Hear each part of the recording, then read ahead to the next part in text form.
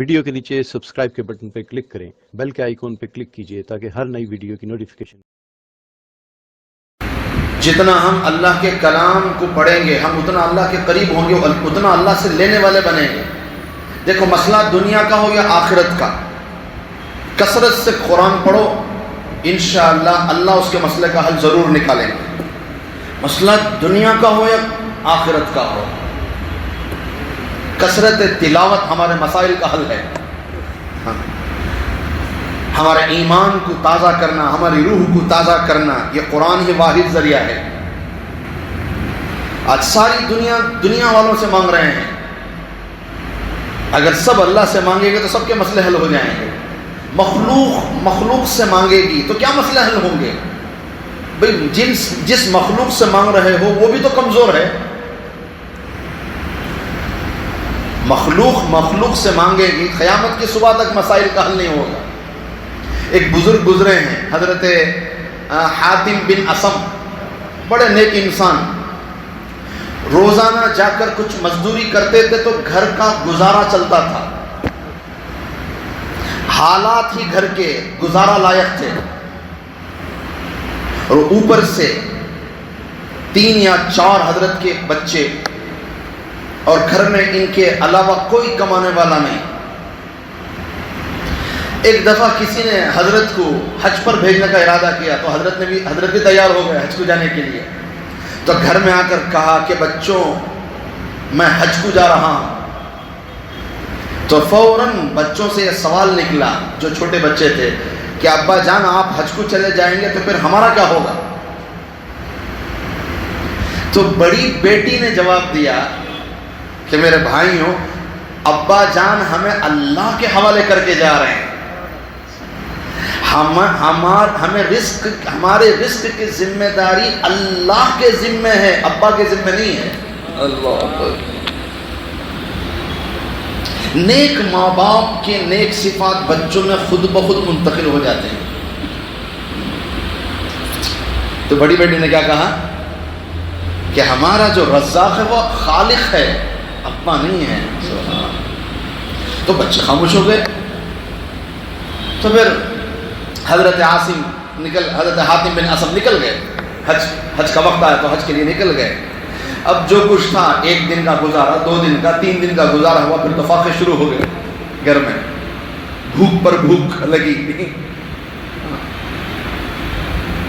تو ایک رات تو اتنی ایسی بھی آئی کہ سارے گھر کے افراد تھک گئے بھوک برداشت کر کر، پانی پی کر سو جاتے تھے، اس رات بھی پانی پی کر سو گئے۔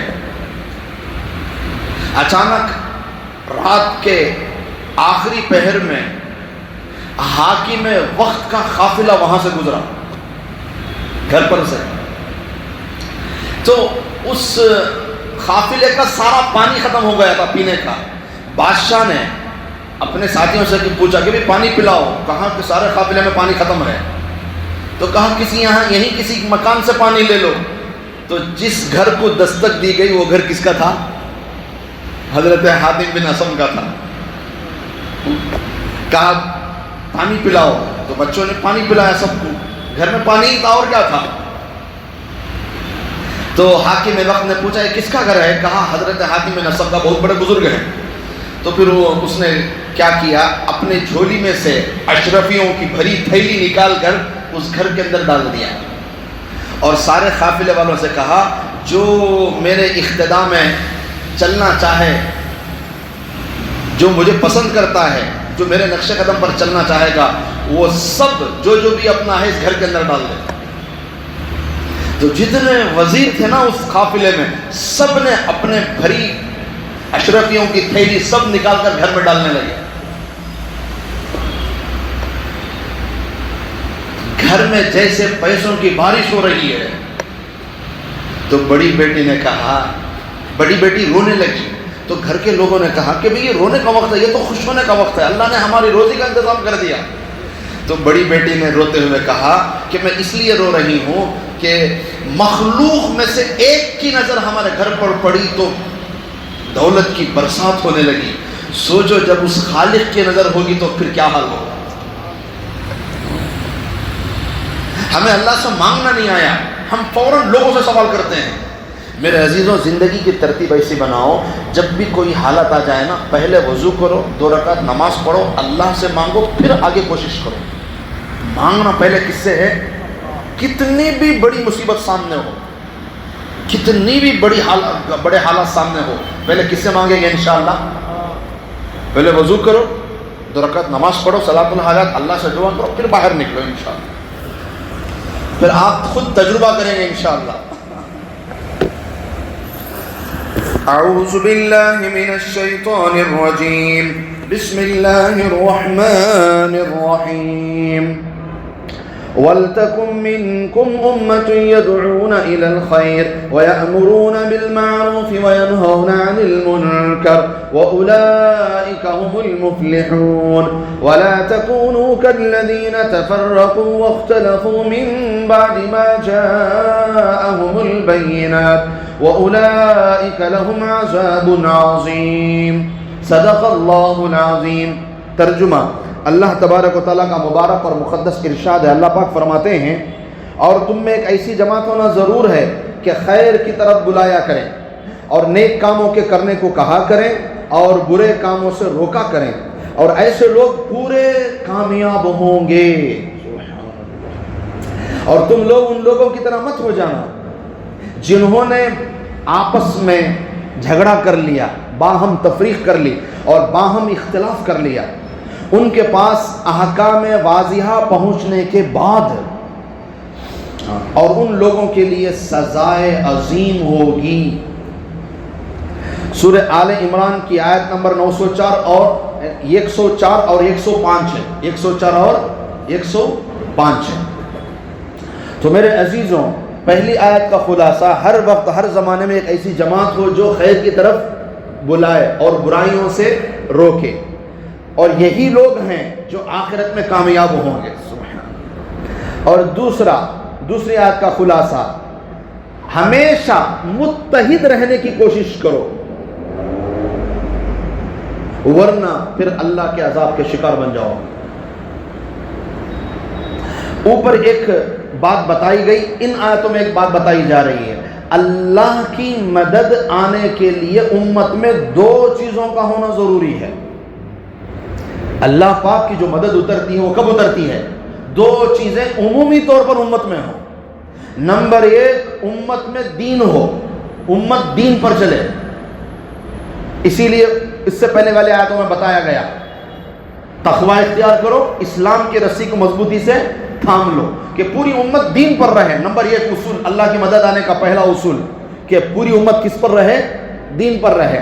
نمبر 2, متحد رہے, ایک رہے, آپسی جھگڑوں کا شکار نہ ہو, آپس میں لڑائیاں, جھگڑے, فتنے, فساد, نفرتیں, عداوتیں, شقاوتیں, منافرتیں نہ ہو. یہ 2 چیزیں ہوں گی تو پھر اللہ کی مدد آئے گی.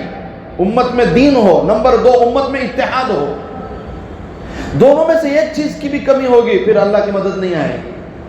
حضرات صحابہ میں اللہ کی مدد آنے کے یہی 2 اصول تھے.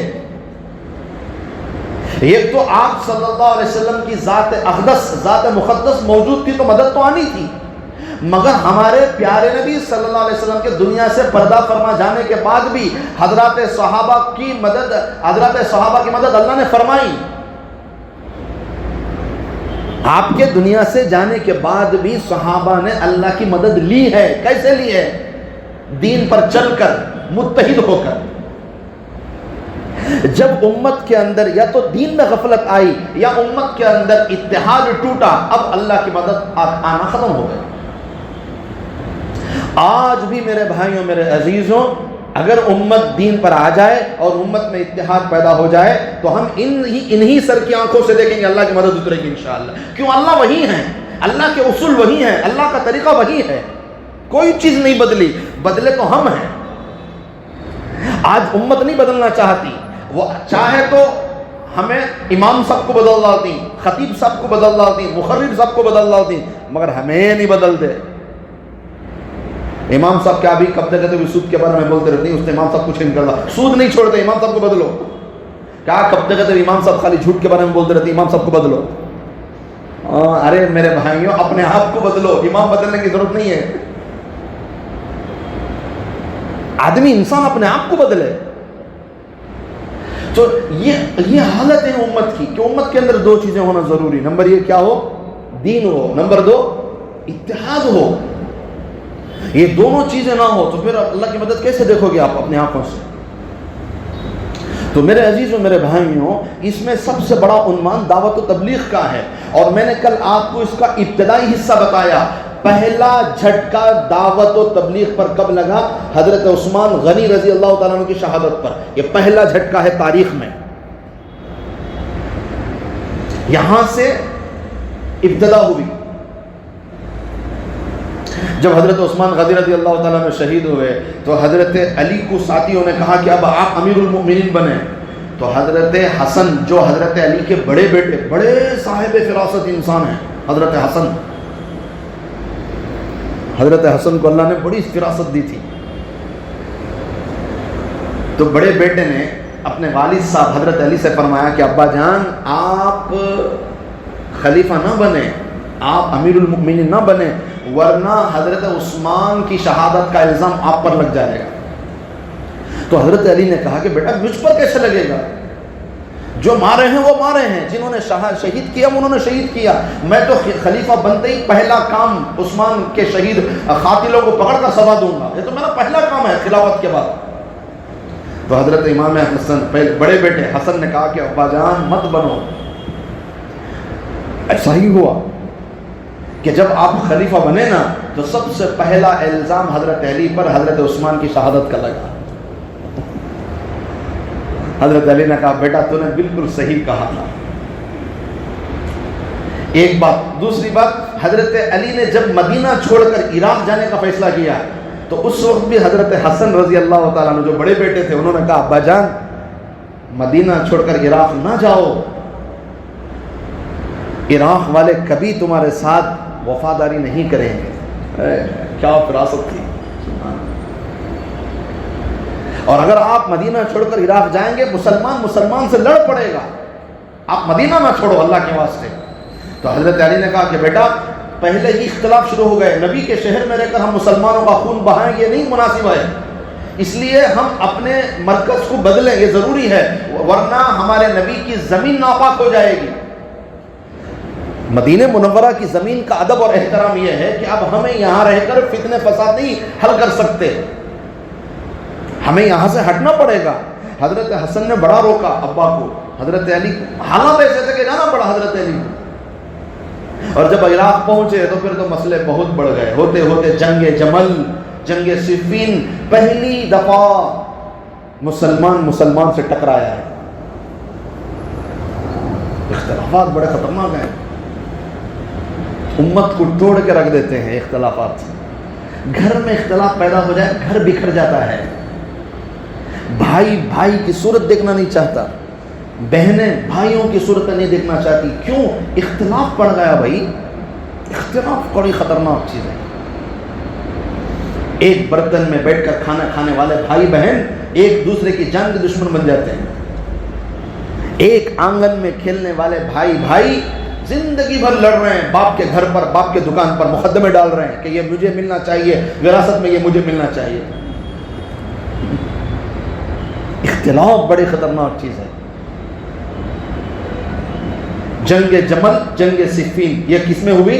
مسلمانوں کی جنگ مسلمانوں سے ہوئی ہے. تقریباً دونوں جنگوں کا خلاصہ 70 یا 80 ہزار مسلمان شہید ہو گئے. دونوں جنگوں کو ملا کر 70 یا 80 ہزار مسلمان. حالانکہ پوری کوشش کر کے حضرت علی واپس ہو رہے تھے, جنگ نہیں ہوئی تھی ابھی, واپس ہو رہے تھے.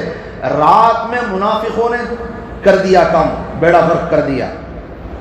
چھپ چھپا کر ان کے لشکر پہ حملہ کر دیا, ان کے لشکر پر بھی حملہ کر دیا, اور نعرے ایک لگا دیے کہ حضرت علی نے حملہ کر دیا. منافقوں نے کر دیا کام, اور الزام کس پر لگایا؟ حضرت علی پر. جنگ تو شروع ہو گئی. فال, یہ فال بڑی خوبصورت, آپ صلی اللہ علیہ وسلم بھی فال نکالتے تھے چیزوں کو دیکھ کر. حضرت علی نے جب بیعت فرمایا نا، جب حضرت علی کے ہاتھوں پر ووٹ ڈالنے لگے سب جنے کہ اسے حضرت عثمان کے بعد آپ خلیفہ رہیں گے، جب بیعت ہونے لگی تو سب سے پہلے حضرت طلحہ نے بیعت فرمائی. حضرت طلحہ کا ایک ہاتھ جنگ احد میں آپ صلی اللہ علیہ وسلم کو تیروں سے بچاتے بچاتے بیکار ہو گیا تھا. سیدھا ہاتھ نبی کی حفاظت کرتے کرتے کیا ہو گیا تھا، سارا پورا ہاتھ کیا ہو گیا تھا، بیکار ہو گیا تھا. اور وہ ہمیشہ بائیں ہاتھ سے لڑتے تھے. اس کے بعد یہ ہاتھ تو پورا بیکار ہو گیا تھا، اتنی تیریں لگی تھی. اتفاق سے جب حضرت علی بیعت کے لیے بیٹھے تو سب سے پہلے حضرت طلحہ کا سیدھا ہاتھ حضرت علی پر لگا. سیدھا ہاتھ تو بیکار تھا نا ان کا، اس ہاتھ سے انہوں نے بیعت پر ہاتھ رکھا. تو کسی نے کہا حضرت علی مصیبت میں پھنس گئے. کہ کیوں؟ کہ سب سے پہلی بیعت میں ہاتھ ڈالنے والا بیکار ہاتھ ہے. فال نکالتے تھے لوگ. ہمیشہ فال اچھا نکالنا چاہیے، یاد رکھو. فال کیا کرنا چاہیے؟ اچھا نکالنا چاہیے. کوشش کرو اچھی فال نکالے. ہمارے پیارے نبی بھی فال نکالتے تھے صلی اللہ علیہ وسلم. فال اچھی چیز ہے، اچھے اعتبار سے فال نکالنے کی. کبھی برا مت سوچو. کتا سامنے سے چلے گا ایو کیا ہوتا ہے، گھر سے نکلتے ہی بلی ایو بلی رستہ کاٹ ڈلی. یہ تو بڑا مشہور نا، بلی رستہ کاٹ ڈلی، کتا رستہ کاٹ ڈلیا. ہاں اور کیا کیا کہ ہے نا، مغرب ہوئی تو جھاڑو دینا نہیں، کچرا اٹھا کے باہر سکنا نہیں، ناخن رات میں کاٹنا نہیں. کیا کہ تمہارے بھی مسئلے اماں جی کے. حضرت میں لڑا ہوتی تمہیں وہاں کہہ کی پوچھ لگاتی، یہاں کہہ کی کوئی انہوں ایسا بولا نا حضرت کہتی ہلو ان کو آپ کو. فال ہمیشہ کوشش کرو اچھا نکالنے کی. وہ 132 ہجری پر بنو امیہ کی خلافت ختم ہوئی، بنو عباس کی خلافت شروع ہوئی. تو بنو عباس کا پہلا خلیفہ عبداللہ الصفاح بن کر پہلے خلیفہ عباسیہ خاندان کے جب بیٹھے تو خطبہ دینے کے واسطے مجمع کو جوڑے، پورا مجمع جڑ گا. خطبہ دینے کے واسطے عبداللہ الصفاح ممبر پر چڑھے، ہاتھ میں عصا لے کو خطبہ شروع کرے. خطبے کے بیچ میں عصا گر گا. خطبے کے بیچ میں کیا گر گا؟ عصا چھوڑ گا ہاتھ سے. تو سب جنے ایک دوسرے کو دیکھے وہ عصا گر گا، اب خلافت نہیں چلتی، خلافت آگے نہیں چلتی. فال نکالے. فوراً وہ مجمع میں ایک دیہاتی گاؤں کا آدمی تھا، انہوں نے فوراً ان کو بولا حضرت آپ کے ہاتھ سے عصا گرانی، آپ نے عصا رکھا ہے، مسافر جب اپنے گھر پہ پہنچتا ہے تو عصا رکھ دیتا ہے. صحیح فال نکالا انہیں. کیا بولا انہیں؟ مسافر جب سفر ختم کر دیتا ہے تو عصا اٹھا کے گھر میں رکھ دیتا ہے. آپ نے عصا رکھا ہے، گرا نہیں ہے. سبحان اللہ. کئی سال تک خلافت چلی. فال ہمیشہ کیا کرنا چاہیے؟ اچھا نکلنے کی کوشش کرے، آدمی برا فال نہ نکالے. اور حضرت عمر بن خطاب رضی اللہ تعالیٰ عنہ کے زمانے میں جب ایک صحابہ کا لشکر کافروں کے ملک میں پہنچا، ان کو ایمان کی دعوت دی، جب انہوں نے قبول نہیں کیا تو اس نے پوچھا تم اب ہمارے ساتھ کیا کرو گے؟ تو مسلمانوں نے کہا کہ اللہ کا نام لے کر جنگ کریں گے، اور کیا، ایمان کی دعوت تو دے دی، تم نے قبول نہیں کیا تو پھر تو جنگ ہوگی. جنگ کے بعد پھر تمہاری زمین پر قبضہ کریں گے، پھر یہاں پر اسلام کی چھاؤنیاں لگائیں گے، اسلام پھیلائیں گے. تو اس نے خود ایک مٹھی بھر کے مٹی اٹھا کر دے دی، لو اس مٹی کے علاوہ اور تمہیں میں یہاں سے کچھ بھی لے جانے نہیں دوں گا. انہیں غصے سے بول کو دیا تو مٹھی وہ لے لے کو صحابہ مدینے کو آپ حضرت عمر کے سامنے پیش کرے. تو حضرت عمر بولے جب انہیں خود اٹھا کر مٹی دے دیا تو وہ ملک ہمارا ہوتا چھوتا ہے، انہیں خود اٹھا کے دے دینا، ان قریب وہ ملک فتح ہوگا. فال اچھی لینا ہمیشہ، سمجھ نہیں. نہیں تو درجے نے کیا بولتی، نئی نویلی دلہن پام نکاح کو گھر کو آتی ہے، اتفاق سے خاندان میں کسی کا انتقال ہوگا تو انہیں آئی دیکھ آتے ہی کھا گی دیکھ ان کو. نئی نویلی دلہن پام نکاح ہونے کے بعد گھر کو یہ سو انہیں اپنے پام طور پر آئی ہے، اور خاندان میں کون کے پام بڈھا تھا اب تب میں تھا چلے گا. وہ کیا بولتی جو بڑے جلنے والے ہیں، دیکھ کر حسد کرنے والے کیا بولتے ہیں؟ آئی چاہیے پہلے کھاگی دیکھیں گے. کیا بھائی اتفاق سے نئی نویلی دلہن گھر کو آ جائے کہ ایک بار جاب چھوٹ جاتا ہے نوشوں کا, کیا بولتی ہے؟ آئی چاہیے اس کی نوکری چلے گی. تو غرض میں عرض کروں آپ کو میرے عزیز و میرے بھائیوں, اس طرح حضرت حسن جو تھے نا اپنے والد صاحب کو بڑی دور کی رائے دیتے تھے. ایک رائے کیا دی ہے؟ خلیفہ بنانے کو. اللہ کی مرضی تھی, اللہ کی حکمت تھی تو ہونا ہی تھا. اور دوسرا کیا بولے؟ عراق کو جو جنگ ہوتی ہے, جنگ ہوگی 2 جنگاں میں.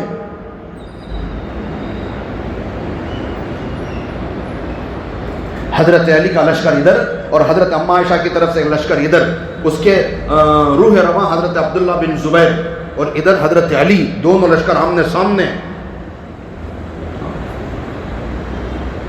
دونوں کے دل نہیں چاہ رہے لڑنے کے لیے, مگر حالات ایسا آ گئے سامنے کھڑکی صاحب کو, سمجھ رہی, حالات میں چل جاتا رہتا آدمی, بہلے کو جاتا رہتا, سمجھ میں نہیں آتا کیا کرنا. اگر وہ اختلافات کیسی چیز معلوم, بڑی عجیب چیز اختلافات.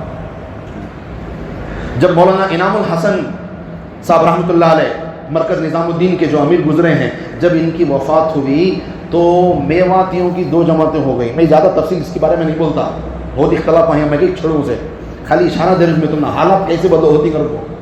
جب مولانا انعام الحسن صاحب رحمۃ اللہ علیہ دنیا سے پردہ فرما گئے تو میواتیوں کی 2 جماعتیں ہو گئیں.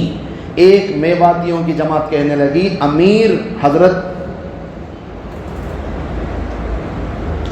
ہمارے ہوتے ہیں زبیر صاحب بنے, اور دوسروں کی رائے تھی کہ نہیں حضرت امیر سعد صاحب بنیں گے. اس وقت سعد صاحب کی عمر میرا خیال سے 20-25 سال بھی نہیں تھی, بہت نوجوان ہوں حضرت. ایک طرف زبیر صاحب کی رائے اور ایک طرف سعد صاحب کی رائے, 2 جماعتیں ہوں گے, مارنے مرنے تیار میواتیاں.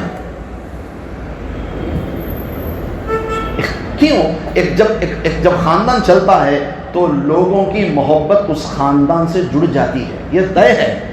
جب ایک خاندان کوئی کام لے کو اٹھتا ہے اور وہ کام لے کو خاندان چلتا ہے تو کیا ہوتا ہے بولو, خود بخود وہ خاندان والوں سے کیا ہو جاتی ہے, محبت لگ جاتی ہے, دل جڑ جاتا ہے, وہ تو طے ہے. پھر اللہ کا شکر ہے مفتی زین العابدین صاحب نے اس وقت پورے مجمع کو سنبھالا. اللہ کا پوری امت کی طرف سے ان کو جزائے خیر دے اللہ پاک. مفتی زین واقعی مفتی تھے انہوں, ہمارے سر کا مفتیاں نہیں تھے. ہمیں مفتیاں کو سے بولو, ہمیں کتاب آنے کو فتویٰ لکھ کو دینے والے مفتیاں, ناقل کاپی کرنے والے ہمیں ہوتا. اچھے مفتی کو بولے تو اصل میں کسے بولتی معلوم, مفتی کو بولے تو حالات کو سامنے رکھ کو فیصلہ سنانے والا مفتی, حالات کو خوابوں میں لانا انہیں. ہمیں کیسے بولے تو لکیر کے فقیر, کوئی میں مسئلہ ہو جاتا کتاب دیکھ کو بلاتی ہوگا, ہمیں ویسے مفتیاں, ہمیں نقل کرنے والے مفتیاں ہمیں سبھی. اصل میں مفتی کسے بولتی ہیں, جو موقع کو دیکھ کر زمانے کے اعتبار سے, علاقے کے اعتبار سے حالات کو سامنے رکھو, ایسا فیصلہ کرنا کہ اختلاف رک جانا, انہیں مفتی. انہیں مولانا سعید احمد خان صاحب فرماتے تھے, یہ میرا دلچسپ عنوان ہے دعوت و تبلیغ, اس لیے کہ ایک لمبا زمانہ لگا دیں اس میں اللہ کے کرم سے. سال کی جماعت میں 14 مہینے لگئی ہوں, میں 12 مہینے, سب 12 مہینے, میں 14 مہینے لگئی ہوں. اللہ کے کرم سے اللہ لگے تو لگے سے میرے بھی ایک ساتھ لگے سے میرے. تو وہ زمانے کے یہ سب پردالی سے باتیں, بولدالی سے باتیں ہیں, پورے 1 سال میں بیان کریں اس بات میں یہ ہے.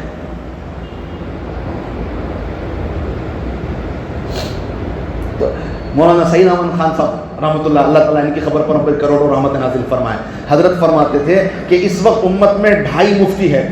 کتنے مفتی ہیں؟ اپنے زمانے میں بولتے تھے سر خالی 2.5 مفتی ہیں اس عمر کو, 2 پورے ہی 1 آدھا ہے کہتے ہیں. حضرت کو پوچھتے, حضرت کون, حضرت نام نہیں بولے کبھی بھی. اصل میں اس وقت امت میں 2.5 مفتیاں ہی ہوتا ہے, اور کوئی بھی مفتی نہیں کرتے حضرت. تو امام زین العابدین صاحب اس وقت مجمع کو سنبھالے سے, ورنہ حالات کیا کیا ہو جاتے تھے واللہ عالم. مگر وہ بھی ایک حد تک سنبھالے, مگر اب کیا ہوئے حالات ہمارے سامنے ہی. اب جو ہمیں بکھر کو ہی ہم نہ سنبھالنا ہوتا آسان ہے. مسجداں ٹوٹ گئے, ساتھیاں ٹوٹ گئے, جگری دوستاں ٹوٹ گئے, ایک صف میں کھڑے ہونے والے ٹوٹ گئے, ایک دسترخوان پر بیٹھنے والے ٹوٹ گئے, ایک ساتھ اللہ کے راستے میں نکلنے والے ٹوٹ گئے. یہاں تک بھی کہ بعض مسجدوں میں امام کو اس لیے نکال دیا گیا کہ ان کے گھر کو کتنا اختلاف اثر کریا. پوری دنیا میں اثر ہوا اس کا. اختلاف کوئی معمولی چیز نہیں. اختلاف سے اللہ ہماری حفاظت فرمائے. گھر کا ہو یا مسجد کا ہو یا مرکز کا, اللہ اختلافات سے حفاظت فرمائے. تو میرے عزیزوں میرے بھائیوں, یوں سلسلہ چلا ہے. تو حضرت علی رضی اللہ تعالیٰ عنہ کا لشکر اور حضرت زبیر کا لشکر آمنے سامنے. تو حضرت علی کا دل نہیں مان رہا لڑنے کے واسطے. کس سے لڑتی ہیں؟ مسلمان بھائی سے لڑتی ہیں آپس میں. حضرت علی آواز دیے, بھائی طلحہ کہاں ہے, طلحہ کہاں ہے؟ تو طلحہ اپوزٹ کے لشکر میں تھے. انہوں حضرت طلحہ بھی عشرہ مبشرہ میں ہی جو, حضرت علی بھی عشرہ مبشرہ. حالات کیا ہیں بولو؟ آپس میں ایک دوسرے کے سامنے کھڑی. انہوں بھی جنتی, انہوں بھی جنتی, انہوں بھی عشرہ مبشرہ میں, انہوں بھی عشرہ مبشرہ میں. حالات ایسے ہیں کہ سامنے کھڑے ایک دوسرے کے. تو حضرت علی نے کہا طلحہ کہاں ہیں؟ تو حضرت طلحہ ادھر سامنے سے آئے, میں یہاں ہوں کر کو. تو حضرت علی سامنے جا کو بولے, طلحہ تمہیں بھول گئے, یاد نہیں تم نہ گئے کیا؟ یاد دل ہو گئے. ایک وقت تھا آپ صلی اللہ علیہ وسلم کے زمانے میں تمہیں اتنے جگری دوستاں تھے, نماز کو جاتے وقت میرا بھی تمہارا ہاتھ ایک ساتھ رہتا تھا. ایک مرتبہ ہمارے نبی ہم نے دیکھ کو کیا بولے تھے, یاد نہیں ہے کیا کہے؟ نہیں مجھے بھول گئی, یاد دل ہو گئے. نبی نے فرمایا تھا کہ طلحہ علی تمہیں جگری دوستاں ہیں. ہاں ہمیں بولے دو جنے بھی ہے نبی جی, ہمیں ایک دل سے جگری دوستاں ہمیں گئے. تو نبی کیا بولے تھے, طلحہ ایک وقت آئے گا تو میرے علی کے خلاف کھڑا ہوگا.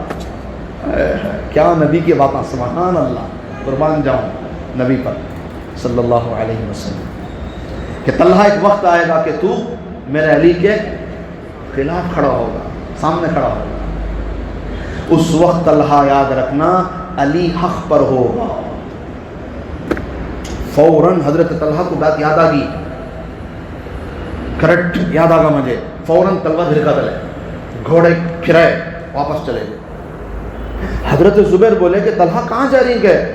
بھائی مجھے سامنے بات واضح ہوگی میرے سامنے, میں کیا کی بھول گیا تھا, مجھے علی یاد دلا دلے, اب میں نہیں لڑتا گئے. ارے بھائی ہم نہ جنگ میں جھونکتا کو تمہیں نکل جاتی کیا راستے سے گئے؟ میں نہیں لڑ سکتا بابا, توبہ کرتا ہوں, نکل کے چلے.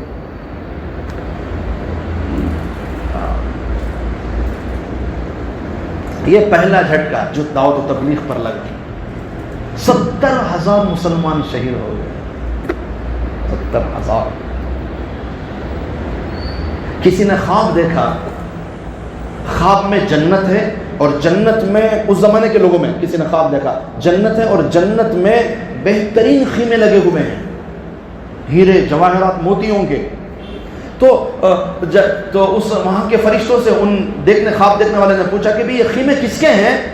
تو انہوں نے کہا کہ یہ حضرت امیر معاویہ کے لشکر کے لوگوں کے لیے ہے. ایک طرف حضرت علی کا لشکر تھا, ایک طرف حضرت امیر معاویہ کا لشکر تھا جو حضرت اما عائشہ کی قیادت میں لڑتے تھے, اس میں دو جنے بھی. تو خواب دیکھنے والے نے خواب دیکھا جنت میں خیمے لگے ہیں. تو پوچھا گیا کہ یہ خیمے کس کے ہیں؟ کہا امیر معاویہ کے لشکر کے سپاہیوں کے لیے. تو پھر انہیں خواب دیکھنے والے حیران ہو کر پوچھے حضرت علی اور ان کے ماننے والوں کے خیمے کہاں ہیں؟ تو پھر جنتیوں نے کہا, جنت کے فرشتوں نے کہا وہ تو پھر بہت اعلیٰ جنت پر ہیں, ان کے تو کیا کہنے, علی اور علی کا لشکر بہت اوپر کی جنت میں ہے. سبحان اللہ. حضرت عمر بن عبد العزیز 6ویں خلیفہ, انہوں خواب دیکھے ایک بار. خواب میں کیا دیکھے کہ حرم میں بیٹھ کو ہی کعبے کا دروازہ کھل کو ہے, کعبے کے اندر سے آواز آئی, اللہ کے گھر کے اندر سے آواز آئی. خواب میں حضرت عمر بن عبد العزیز کا خواب ہے. کعبے کے اندر سے آواز آئی, علی اور معاویہ دونوں اللہ کے گھر کے اندر آئے. حضرت علی بھی گھر کے اندر گئے اللہ کے, اور حضرت امیر معاویہ بھی اندر چلے گئے. بہت دیر کے بعد حضرت علی واپس آئے, پہلے باہر نکلے. تو حضرت عمر بن عبد العزیز جو خواب دیکھ رہی, انہوں جا کو پوچھے حضرت علی سے کہ حضرت علی کیا معاملہ ہوا, اللہ نے کیا فیصلہ کیا؟ تو حضرت علی نے کہا اللہ نے میرے حق میں فیصلہ کیا. بہت دیر کے بعد حضرت معاویہ باہر نکلے. تو حضرت عمر بن عبد العزیز جو خواب دیکھ رہے تھے, انہوں نے جا کر پوچھا امیر معاویہ سے کہ تمہارے بارے میں کیا معاملہ ہوا؟ تو حضرت امیر معاویہ نے کہا کہ اللہ نے مجھے معاف کر دیا, اللہ نے میری مغفرت کر دی. اسی لیے اکثر فقہا کہتے ہیں کہ حضرت علی حق پر تھے. یہ خواب بھی اسی طرف اشارہ کرتے ہیں تو میرے عزیزوں، میرے بھائیوں، دعوت و تبلیغ کا سلسلہ یوں چلا ہے. یہاں سے خلافت نبی کے خاندان سے نکل گئی، بنو امیہ میں منتقل ہو گئی، کیونکہ ضروری تھا کہ جس خاندان میں اللہ نبوت دیتے ہیں اس خاندان میں اللہ بادشاہت نہیں دیتے. حضرت علی دنیا سے پردہ فرما گئے، شہید ہو گئے، تو اس کے بعد کون بیٹھے؟ حضرت حسن، بڑے بیٹے.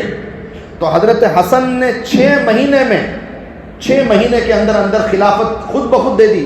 حضرت امیر معاویہ کو تمہیں لے لو، میں اتر جاتا ہوں. کہ چھوٹے بھیا کو بہت یہ کرے بڑے بھائی سے، تمہیں کیسا اتر جاتی، نکو یہ وہ کر کو. تو حضرت حسن بولے کہ بھائی جب یہ لوگ میرے باپ کے ساتھ وفاداری نہیں کرے، میرے ساتھ کیا کریں گے؟ مناسب ہے چھوڑ کو دے دوں گا اب ان کو. خود بخود حضرت حسن نیچے سیٹ سے اتر کو سیٹ دے ڈالا. کسے؟ حضرت معاویہ کو. یہاں خلافت ختم ہوتی ہے، یہاں کے بعد بادشاہت شروع ہوتی ہے. تو علماء فرماتے ہیں کہ چونکہ اب خلافت کے بعد بادشاہت کا دور تھا اور بادشاہت نبی کے خاندان کو سوٹ نہیں کرتی، اس لیے اللہ نے یہاں تک نبی کے خاندان کو رکھا. اس کے بعد پھر اللہ نے یہاں سے بدل دیا، کیونکہ جس خاندان میں اللہ نبوت دیتے ہیں اس خاندان میں اللہ بادشاہت نہیں دیتے. سبحان اللہ، سبحان اللہ. کیا اللہ کی حکمتیں، کیا اللہ کی تدبیریں ہیں. سبحان اللہ. تو یہاں تک بات رکھیں انشاءاللہ، پھر آگے بڑھیں گے، ٹھیک ہے نہیں؟